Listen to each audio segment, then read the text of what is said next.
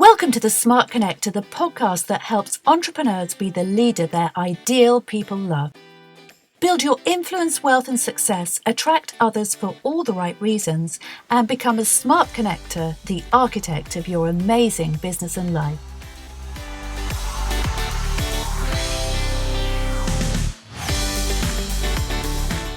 In this episode of the Smart Connector podcast, I interview Sanjeev Kumar, an award-winning serial entrepreneur and recipient of the Southeast Asia Young Achievers Award. Sanjeev is CEO of the Delamore and ARVR Group, which is a privately held group of tech and media global companies with operations in over 30 countries. The group's principal activities involve commodity trading, consultancy, IT, healthcare, renewable energy, construction, financial services, mining, transport and communications. And he's also the Executive Director of Harley Street Healthcare Group plc. A published author and prolific blogger, Sanjeev has also written 5 books: Poems of Self-Discovery, Journey of a Human Mind, A Wandering State of Mind, A Prisoner of a Mind, and From the Diary of a Nobody. And he specialises in advisory and consultancy, restructuring and rebranding, corporate management, investment, structuring and technical analysis. But perhaps most important of all, he was the guest of honour at my hugely popular London Pocket MBA event in 2020. I know you'll love this interview between us.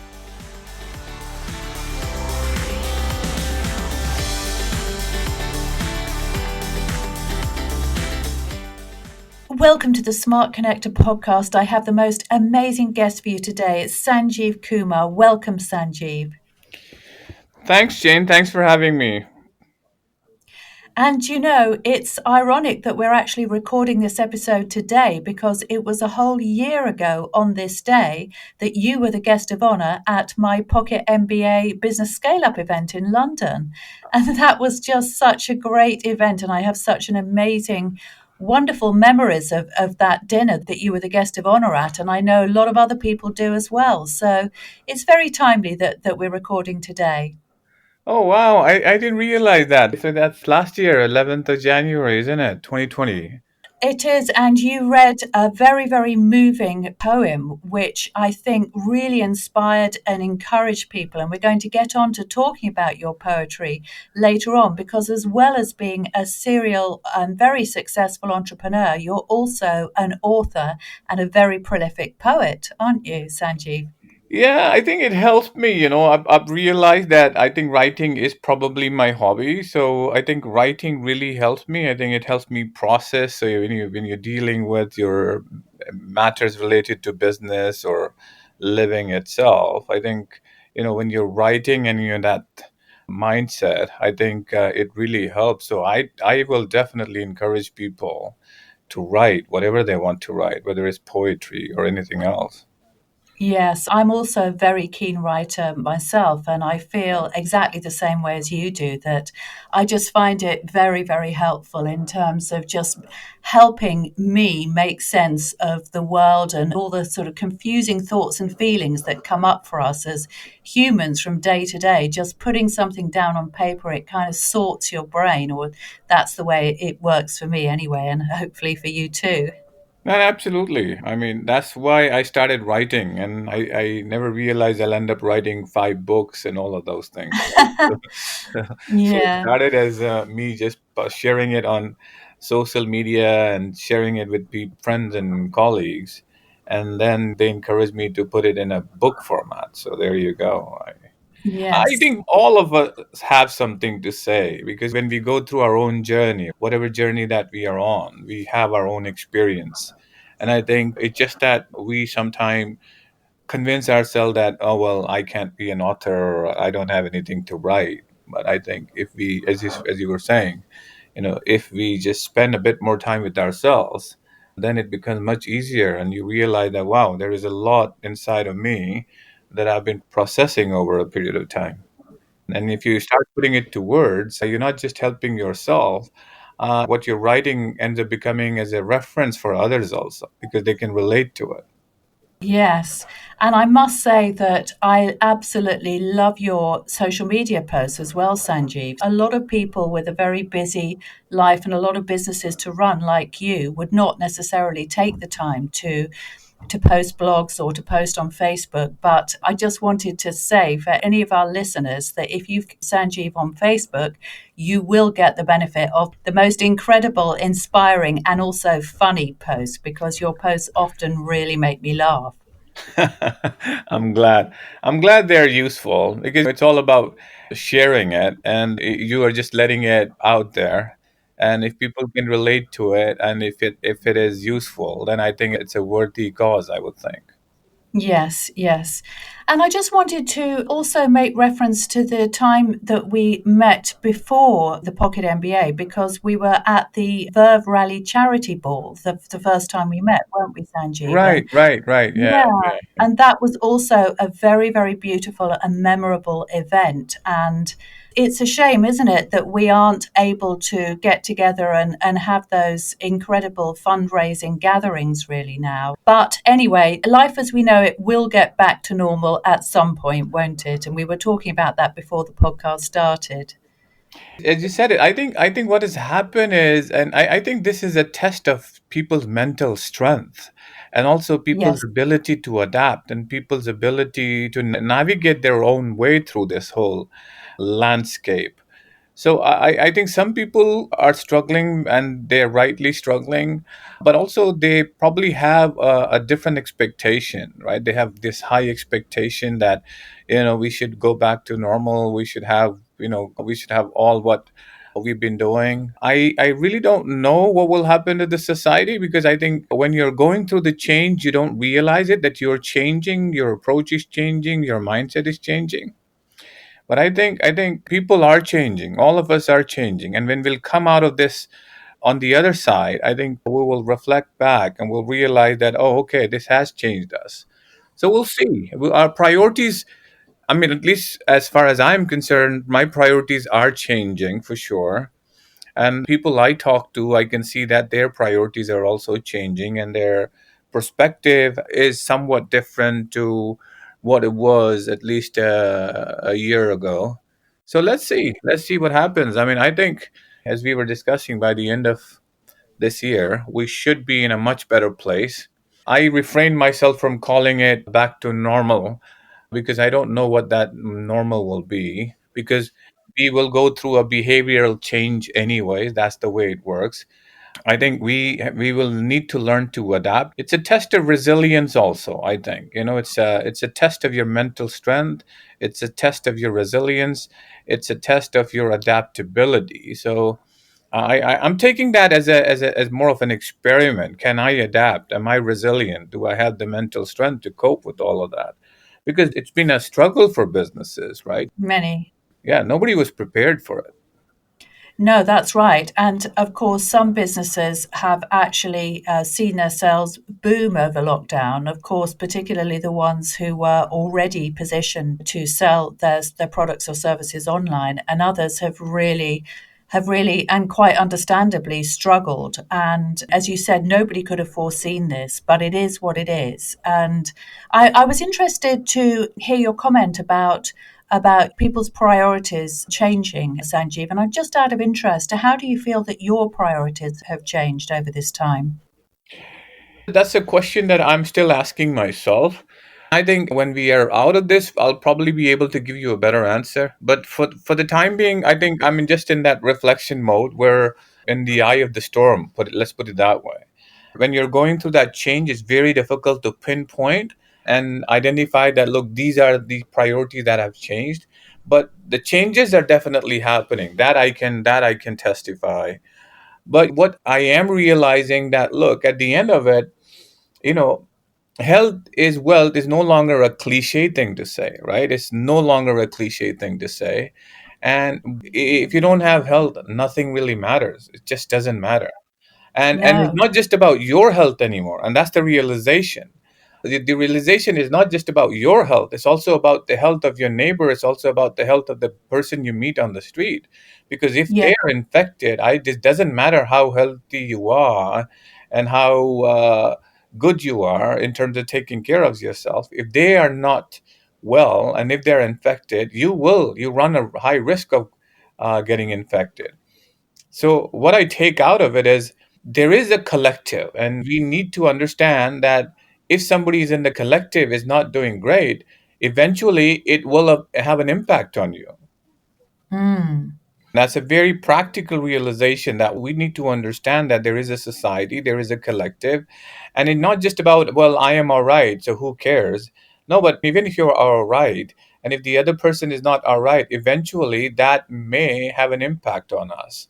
I think, that's more of a self revelation for me. And I think the decision that I am going to be taking will more kind of factor in that self realization that it has to there if you put together a business, if you put together an idea, there has to be an element or a larger part of your strategy has to factor that reality where that it's not just about you, it's not about just profitability, it's not about value creation for your business, your shareholders. Will it have a positive impact on the collective, i.e., the larger society?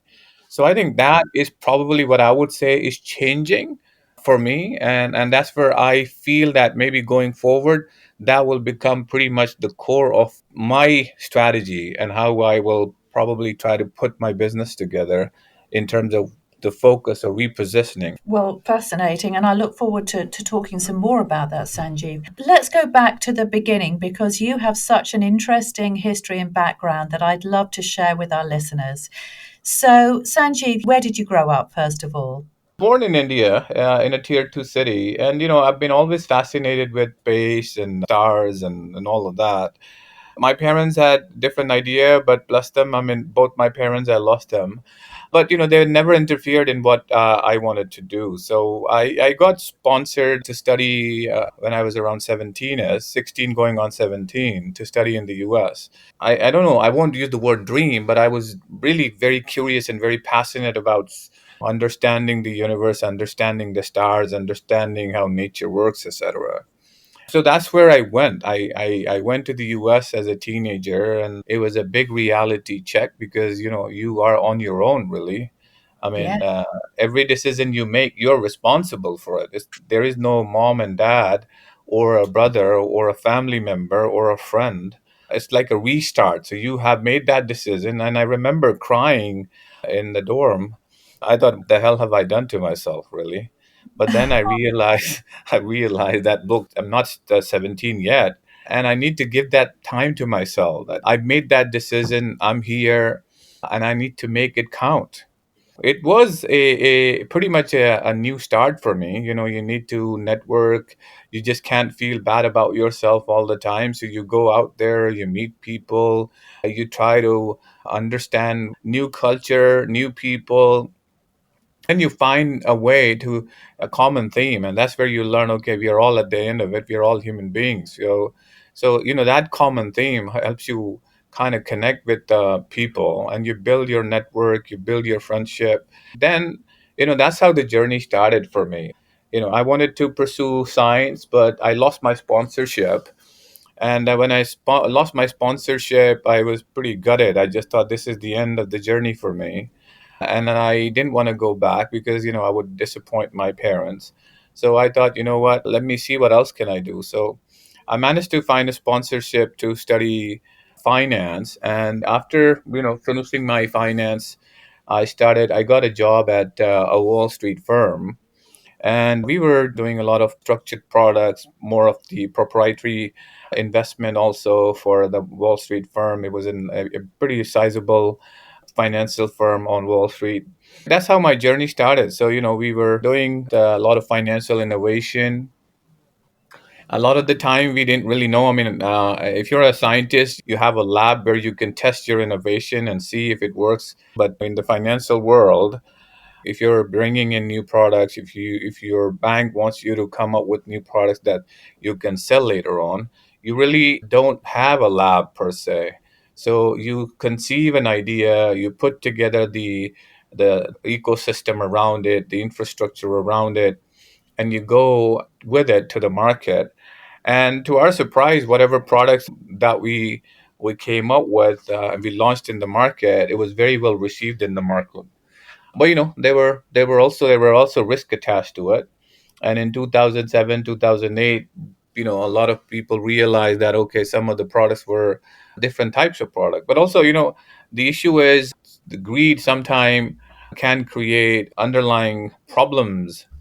And what I mean by that is, so we would put out a product that we understood.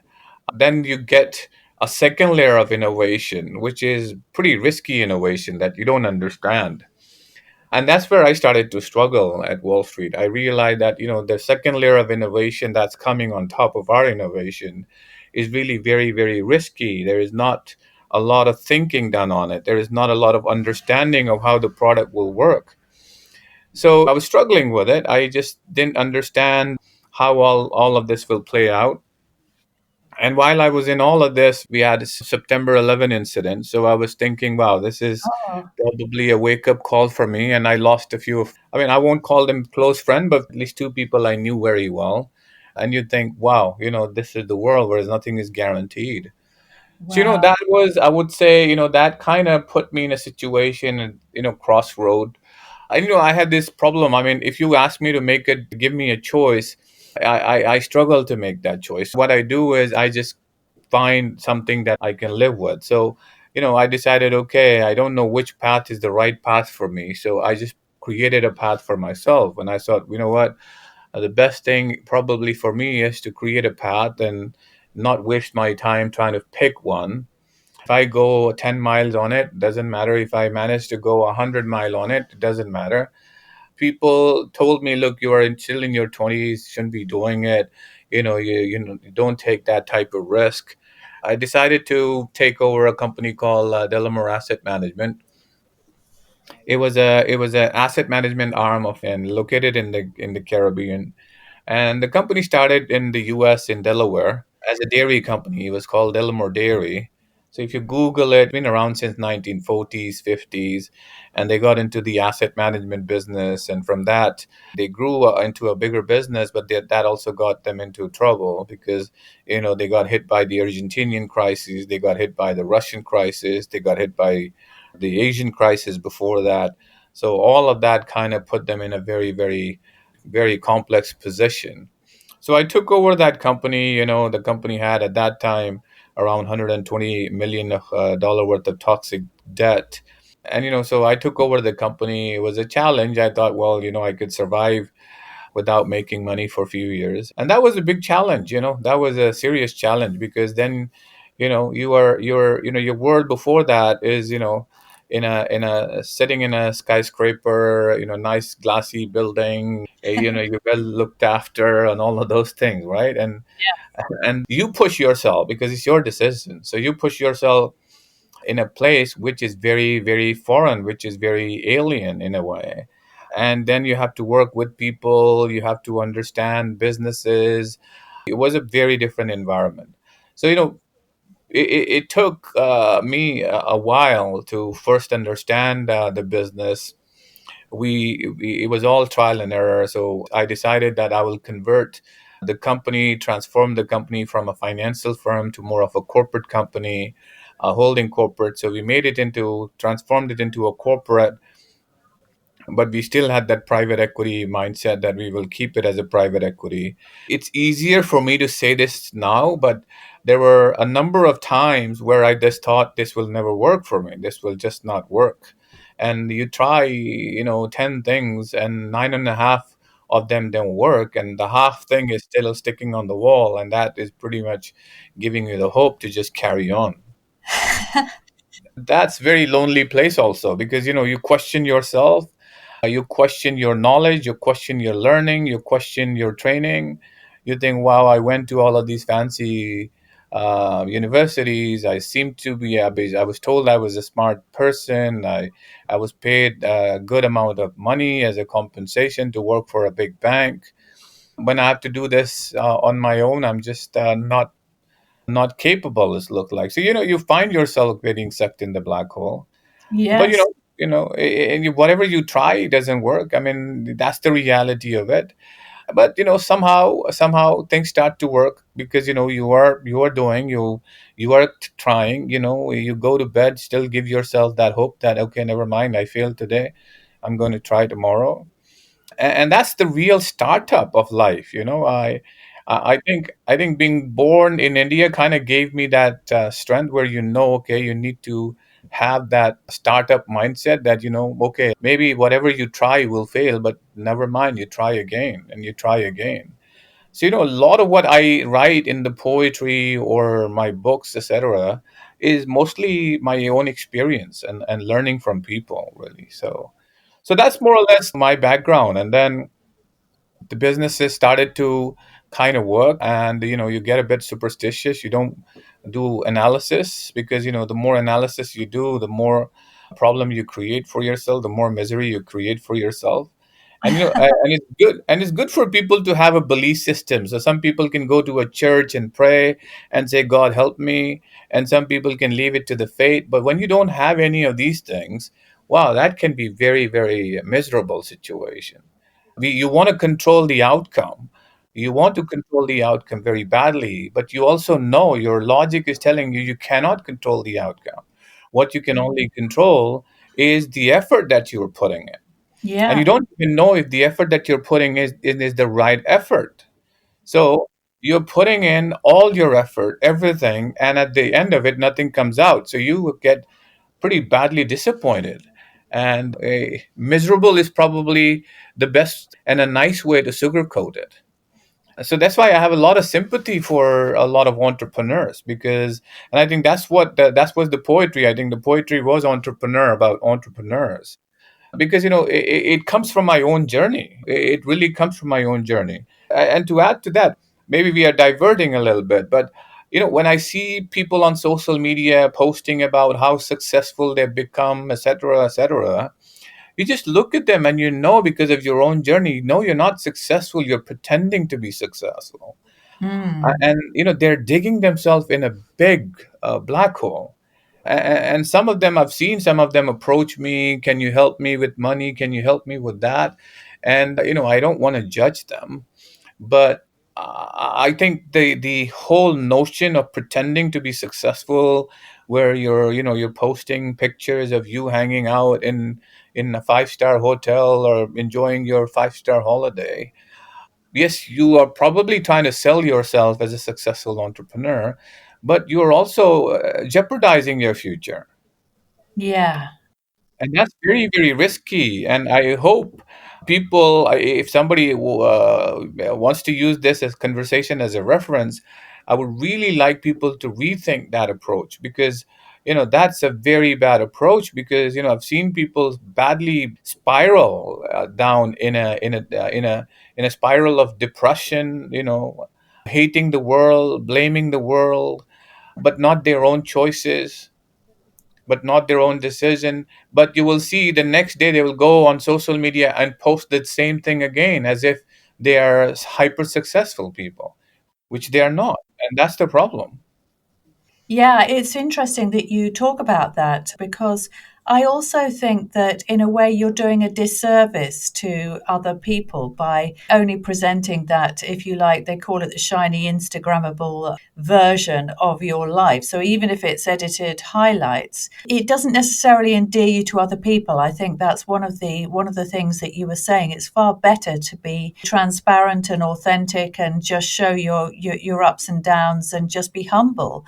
And despite your incredible success, that is one of the things that really endeared me to you because you are very humble and very real. And I just think people absolutely love that, particularly if they know that, look, here's somebody, if he wanted to, he could be out there, boasting and showing lots of pictures of him flying around the world in his private jet or whatever. But he doesn't do that, and I think that's really a nice thing. I think, what I again these are, again, you go through your own changes.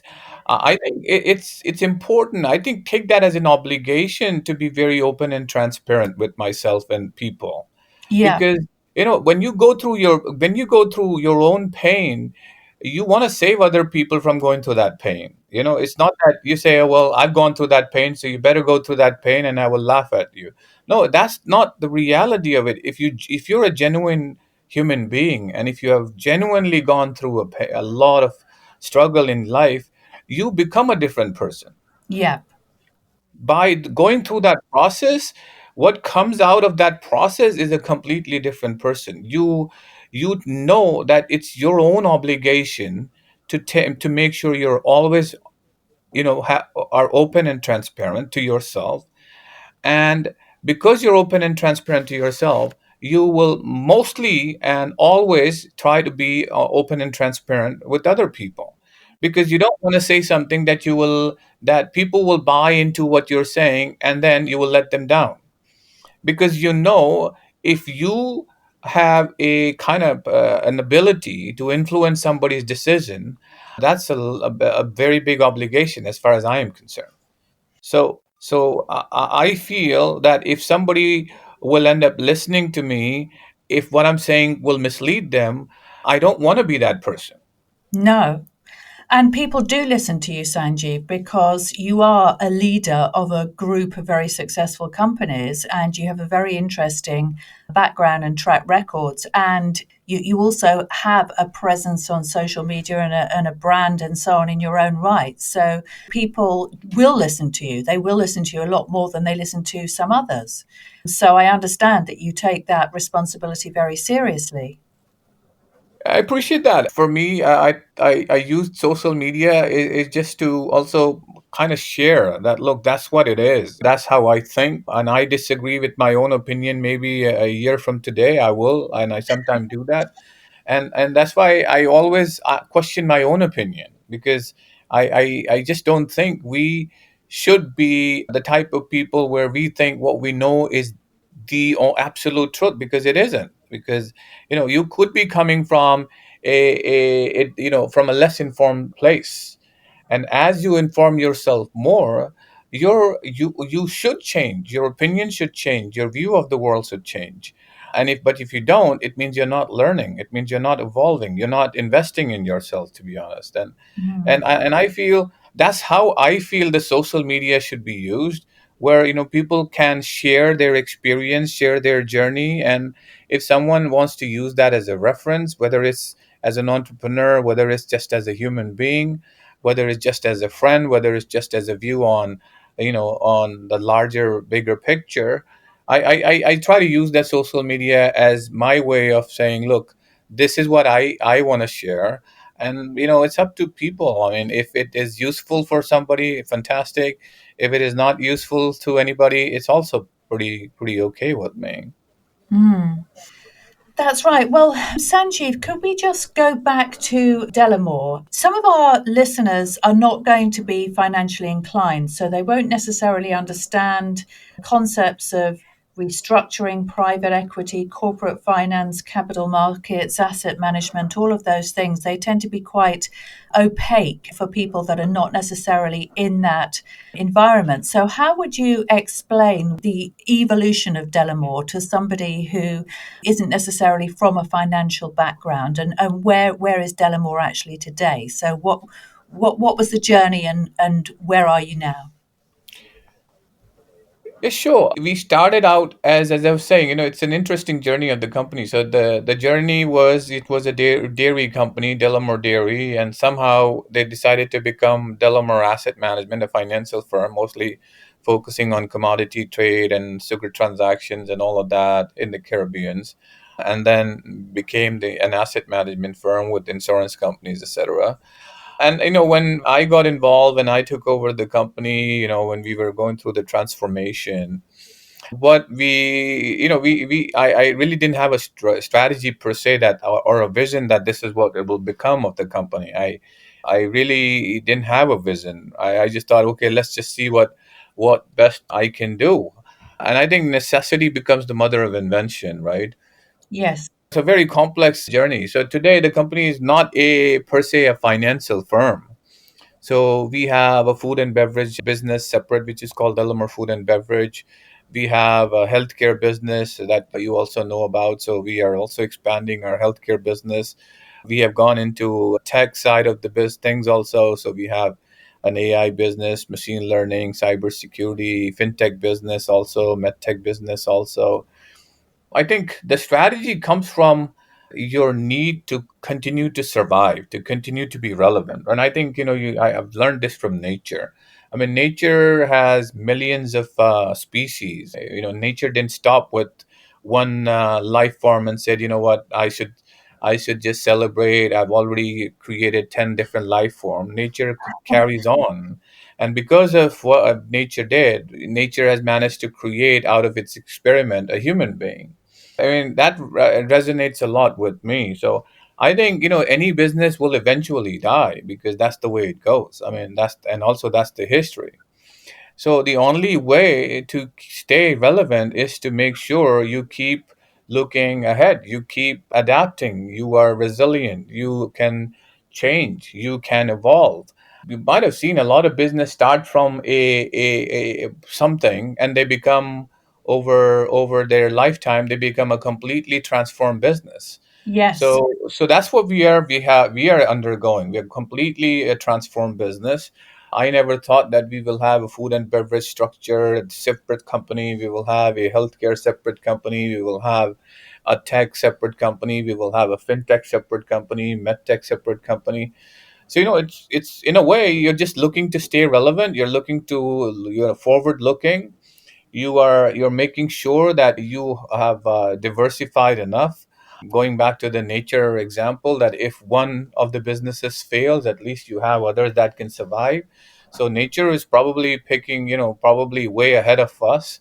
Nature has created millions of life form species, that is, because it is just hedging its bet that even if 10% of them die off, at least I have few million, or tens of millions still left. So, that's pretty much what I've been doing. And the more you think, the more you realize. I mean, look at the pandemic, for example. If you were just a real estate, a hospitality business, we have partners, we have ourselves hospitality business. That's a very, very bad business to be in for the rest of this year. It's a very bad business to be in right now. Yes. And I'm glad we have a business that we have right now, because if we just were a real estate, commercial real estate or hospitality business, we will be in serious trouble. Mm-hmm. Yes. So diversification is strength. For sure, it is. And you also learn a lot. You also, you're always pushing yourself. You're always taking risk, and you're always pushing yourself. And the moment you think I've done enough and I should just go back to enjoy what I've done, then you start to become irrelevant. Because the economy is changing so rapidly, and you stop learning. You're not out there. You don't have the pulse of the economy anymore. And I think that's very dangerous, because if you're not forward looking, the way the economy is shaping, you see, just again going back to the COVID example. I mean, a lot of the big companies who didn't have online technology powered business, they just couldn't survive. I mean, look at Topshop as an example, right? Yeah. I mean, before the pandemic, Topshop was not prepared for e-commerce, for online, for technology-driven business. And if you look at other retailers like Zara, etc., they're relatively well positioned because they are able to do better sales than Topshop, right? So adaptability is very, very important. It's not, you can go to a business school and learn, or you could just observe nature and learn that, if the best species are that are able to adapt, that are flexible, that are resilient. And you need to make your business like that. If your business is not adapting, if you don't have flexibility, if you don't have the ability to evolve, it just doesn't work. This is again my self revelation. I think if you really want to go far in your journey as an entrepreneur, you need to realize for me at least, there are three pillars. One is the idea. So the idea and strategy is the one pillar. Execution is very, very important, but the most of it is people. So the chances of you making an idea much bigger is, if you don't sorry, if you don't execute it well, it doesn't matter what if you had a great idea or not. It will just simply not work out for you. And even if you don't have good people, you will simply struggle. You might just succeed for a while, but you may not be able to sustain that success. So you could say I was successful once, but then over a period of time your just success went away because you couldn't keep that success. The analogy that I like to give to myself is, look, you can take off because if you're in an aircraft, you can take off, but you need to be an experienced pilot to take off and make sure if there are winds around the airport area, etc., you can still take off. And then you can stay at 40, 50,000 feet. But eventually, gravity, there is something called gravity. So if you want to stay up at the 40, 50,000 feet, you would need to have a business model. You will need to have a strategy that will keep you up at 40, 50,000 feet. So you will have to be long term. You will have to be focused on seeing the bigger picture and making sure that you are not in a business that is slowly becoming irrelevant, and your competitors are not going to get ahead of you. So you have to look at the longer vision. So that's where we are right now as a company. Oh, that's absolutely fascinating. And I agree with everything that you say. And thank you so much for that. So, Sanjeev, one of the questions I wanted to ask you is about your emphasis very much global, isn't it? And I know that you're operating in over 30 countries right now. So, how do you manage to maintain a cohesive culture with all those nationalities and different companies across different countries all over the world? We've had our issues for and it becomes very, very interesting when you're dealing with so many different culture. But you learn a lot, though. I mean, you can struggle, there is no doubt about that. You do struggle because you're dealing with not just different culture but different thought processes also, right? So it's more like a marriage in a way. You need to be prepared for that. I mean, there have been incidents where I've been not prepared because you just think acquiring a company is just that, but it's not really. Acquiring the company is the biggest headache if you're not prepared for it. It requires learning and learning on your feet. You need to understand how the management at the other side is thinking. You need to make sure that there is a full flow of ideas, that you understand their ideas, you understand their vision, they understand your vision. So it's like, integration takes time, where they get aligned, you get aligned to. So it's not like you can only dictate your terms, and that way the business will fail. My approach has been that you go with an open mind, and you sit there, you want to learn from them what they are offering, what they know, their business, they know their market, they know the country inside out, they know the society inside out. And sometimes you give them your perspective because that's very helpful. And that's where the marriage happens, because you need to have that marriage. I think any M&A transaction is is building relationship, and that relationship is pretty close to getting into a relationship with the human being, because at the end of the day the other side are all people, right? So I think it has been an interesting journey for us. It has helped us become different people. I think if we didn't have that operation, if we didn't know so many people in so many parts of the world, I think personally I may not benefit from it. I've learned from it a lot. And I think today, I think we've all become a family. I mean, I don't have time to hang out with anybody else because I'm always hanging out with my colleagues. Yeah. Oh, that's really nice. It's interesting you should talk about the M&A process because my business was actually acquired quite a few years ago by a US communications group. And at that particular time, there was a lot of acquisitions being made. So there was a big spending spree going on, and a lot of marketing agencies were being bought up by different holding companies. And it was my observation that the business that bought us was actually not interested in integrating our culture into theirs in any way whatsoever. And it was a pure financial transaction. And once they'd bought us, they just wanted us to basically, well, it was just like being a piggy bank really for them. And I witnessed other businesses who really worked hard on the integration and on the company culture.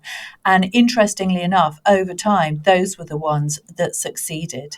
Whereas the companies that were acquired, and this included mine, although I did exit after about a year, but eventually the business, it wasn't solely mine. I was just a shareholder in it, but the business did actually fail. And I think a lot of that was because there wasn't that support or that interest in the culture and in the people. It was just simply seen as a financial deal.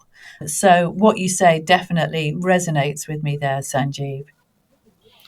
No, I'm glad. I think it's important for people who are talking about M&A, and especially, okay, you can just go acquire companies. I just smile because you can go and acquire companies, as you said, and you can have a financial approach to it.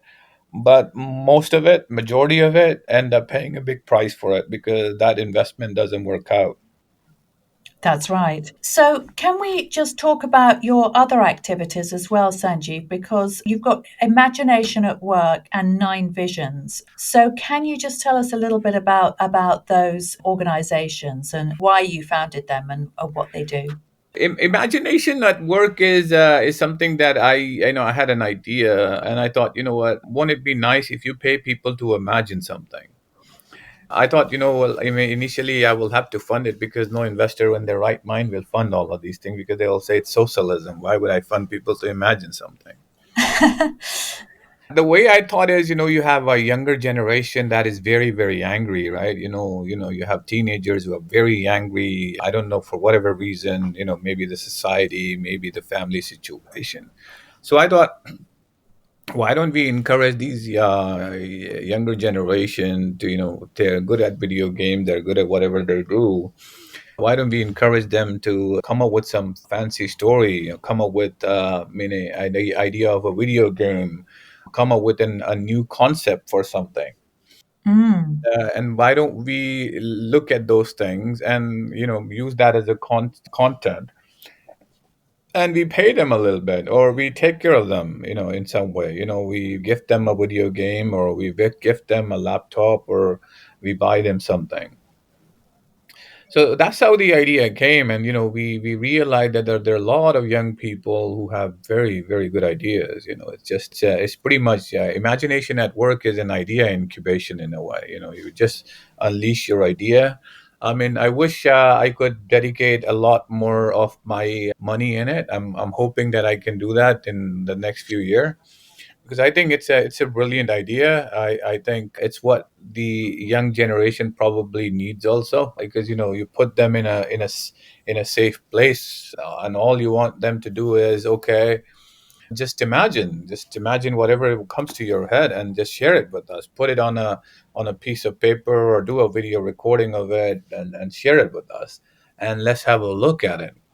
And if it is something that makes sense, then let's see what how we can commercialize it, or how we can put it to work.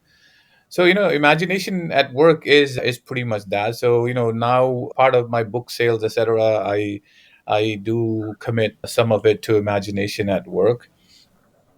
So that's more like focused on that area, and it's expanding. People have more ideas, and the good thing about idea is it shouldn't be your idea. If other people buy into it, it works very well. If you are the only one that is buying into it, it will not work. So I just let other people take the ownership of it, because they will tweak it, they will make it their own idea. So let's see what will become of imagination at work.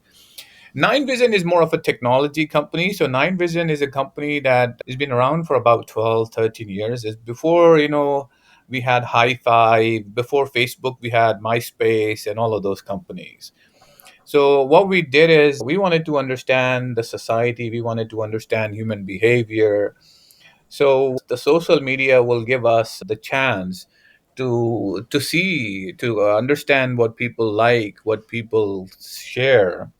I've been following the evolution of social media, and that kind of helps us understand human behavior, the behavior of a society, etc. What people like, why they like that, what they like, why people comment the way they comment. So that's where Nine Vision is focused on. And for a long time, I didn't want to commercialize it. It was just a project that I wanted to see how we develop an infrastructure, data driven infrastructure that can, with 70-80% accuracy, tell us about what a human being is or what type of human being exists in our society. So that's where we've been focusing on. But now we have the commercial angle also, where a company would ask us to tell them, if they have a product they want to assess, we will help them put together that product. We will help them put together that marketing page. So, that's what with Nine Vision is. Mostly focus on, social behavior, understanding of the society. So we have proprietary algorithm now. We have psychologists and also psychiatrists part of the team. We have marketing people part of the team. So I think that is where we are today. But we'll see. I mean, a lot of people have expressed interest in it, but but we are not looking to attract a lot of investment in the idea, at least for now, because we don't want to get involved in political campaigns, etc., because we know that could be very damaging. And we don't want to, I mean, look, knowing Nine Vision, with the Nine Vision resources, we were able to project that there will be a Brexit. We were able to project that there will be Trump will get reelected. And again, through Nine Vision, we were able to project that Trump will not get reelected, while others were saying that there is a strong chance he will get reelected. Wow. What we do is just we are getting better at understanding people. And the issue we have is that we need to remove the bias, because sometimes I express an opinion, and then when I run that opinion through our own infrastructure, I realize how biased I am and how prejudiced I can be. And that's like a mirror for my personal self, that gosh, I am so biased. uh, Really? and if your family member said, you just dismiss it. You say, come on, you just don't like me. But if a technology is telling you that, look, mate, you're 88% biased, you have 75% prejudice, you think, well, oh gosh, I need to Oh correct my myself. goodness, that is just amazing. Slightly mind blowing, I have to say, Sanjeev. Yeah, no, in a way it is. In a way it is, but that's why we are not getting into political campaigns, etc. Because we have been approached a couple of times, but we have said no. I just don't want to get into. We will keep it more focused on scientific research. For example, so we are now focusing on ARVR technology, where we want to make sure that people can be treated who have mental health issues, etc. They can be treated without chemical intervention. So Mm. that is also part of our Nine Vision. So we are getting into more those areas now. So we will work with commercial companies, helping them kind of understand where the market is, where the future is, what the trend is, where the society is. And then the other part of the business that we are now going into is more on, because we think we have a very good understanding of what people are, what people think. So now we are more focused on the brain part of it, so we can work with patient who cannot be helped through chemical intervention, etc. So we are going into that. So we are doing a few clinical trials, and let's see how that goes. I mean, so far, the mixing of AR VR technology has been pretty good for people who have come to us.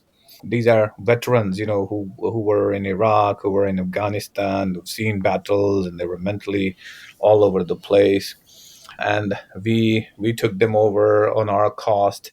And over 8-9 month period, over 15 months period, we've seen them transform themselves, being able to find work, being able to do things. So that's something that gives you a lot of satisfaction, that at least what you build, what you spend your own personal money in, is helping people at least. And it's not just it's a real help, because you can see them, they're transformed in a way, they can go about their life, they're getting back to some normalcy, and without getting them addicted to any chemical therapy.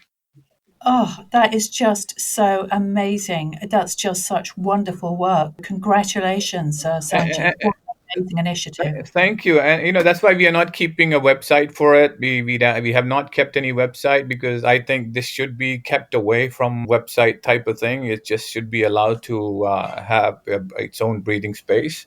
So, Yes. Nine Vision Imagination at Work, we just want to keep it off grid for as long as possible. Let's see how it goes. Yes. Well, Sanjeev, thank you so much for joining us today. It's been such a wonderful and diverse interview. I've really enjoyed talking to you about your multiple business and philanthropic ventures, and also about your creative work. And so we've had just an incredible interview. And I just wanted to thank you again, and thank you on behalf of all of our listeners. And I hope you have a wonderful 2021. Thank you, Jane. Appreciate it. And thank you for having me. Thanks a lot. You take You're care. very welcome. Thank Bye-bye. you. Bye-bye. Thanks for listening to the Smart Connector podcast. If you've enjoyed this episode, why not head over to janebayler.com and order a copy of my free report on building your personal brand. I'd love to connect with you on social media. And finally, don't forget to like and subscribe to my podcast so that you never miss a show. Thanks for listening in, and see you soon.